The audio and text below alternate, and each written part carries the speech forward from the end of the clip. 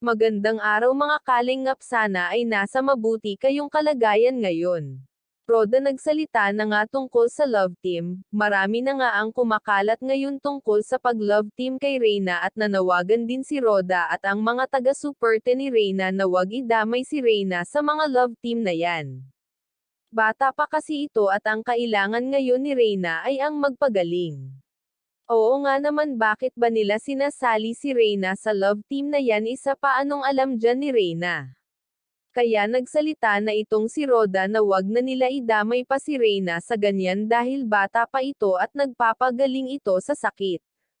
At ayun pa nga sa mga nagkokomento na bakit pa nila isinasama si Reyna sa mga love team.